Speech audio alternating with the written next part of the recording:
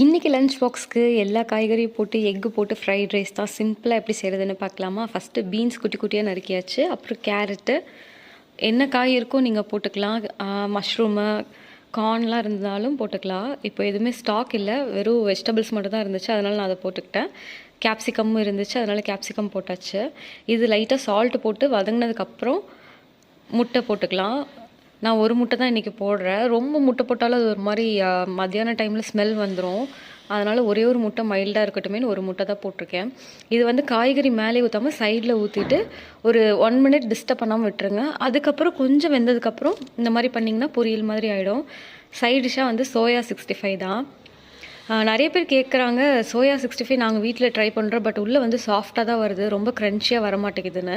இது காரணம் வந்து ஃபஸ்ட்டு வேக வைக்கக்கூடாது, செகண்டு நிறைய தண்ணி ஊற்றக்கூடாது, கொஞ்சமாக அந்த மசாலா வந்து பிளெண்ட் ஆகிற அளவுக்கு தண்ணி தெளித்தா போதும்.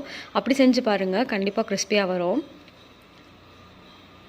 நிலாக்கு வந்து இன்றைக்கி பொட்டேட்டோ தான். அவள் பொட்டேட்டோ கேட்டால், எனக்கு சோயா வேணாம், லைட்டாக பல்லு வலிக்குதுன்ட்டு. அவளுக்கு பல்லு விழுகிற ஸ்டேஜில் இருக்குது. ஸோ அவளுக்கு வந்து சாஃப்டாக பொட்டேட்டோ. இப்போ சாதமும் ரெடி ஆகிடுச்சு.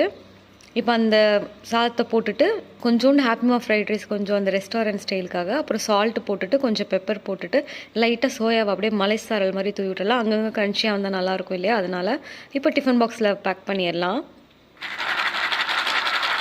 சோயா எப்படி சவுண்டு கேட்குது பார்த்தீங்களா? எவ்வளோ க்ரன்ச்சியாக. இன்றைக்கி ஸ்நாக்ஸ்க்கு வந்து பிஸ்கெட் தான். நீங்களும் ட்ரை பண்ணி பாருங்கள். பாய் டூடுல்ஸ்.